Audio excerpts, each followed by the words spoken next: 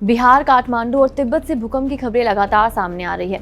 News agency Reuters के अनुसार भूकंप का असर तिब्बत के शिगात्से शहर पर सबसे ज्यादा हुआ है।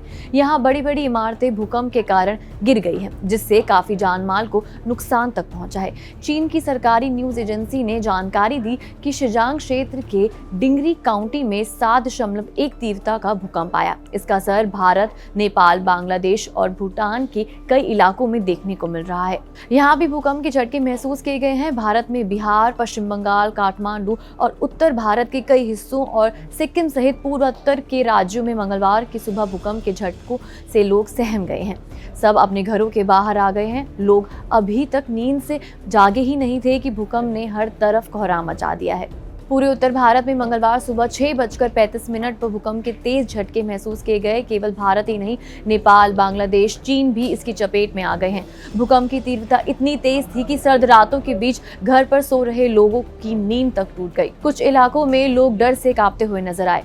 बता दें कि तिब्बत में भूकंप के चलते मरने वालों की संख्या में लगातार इजाफा होता जा रहा है। अब तक 53 लोगों की भूकंप से मरने की खबर सामने आ रही है और लगातार ये नंबर बढ़ते ही जा रहे हैं। साथ ही 38 लोगों के घायल होने की सूचना भी मिली है।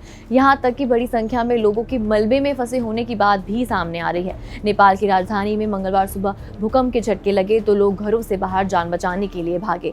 वो सड़कों और खुले स्थानों पर जाकर खड़े हो गए। काठमांडू की रहने वाली मीरा अधिकारी ने एएनआई से बात करते हुए बताया कि उस समय वो सो रही थी जब भूकंप आया। बिस्तर हिल रहा था और मुझे लगा कि मेरा बच्चा बिस्तर हिला रहा है। मुझे एहसास हुआ कि ये भूकंप है। मैंने फिर जल्दी से अपने बच्चे को बुलाया और घर खाली कर दिया। हम भागकर खुले मैदान में आ गए। बता दें कि यूनाइटेड स्टेट्स जियोलॉजिकल सर्वे (USGS) ने बताया कि भूकंप का केंद्र तिब्बत का शिजांग शहर था, इसलिए वहां इतनी तबाही मची है। इसका असर नेपाल और भारत के बिहार, असम और सिक्किम में भी देखने को मिल रहा है।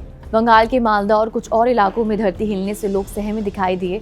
चलिए अब आपको जरा भूकंप आने का कारण बता देते हैं कि भूकंप क्यों आता है।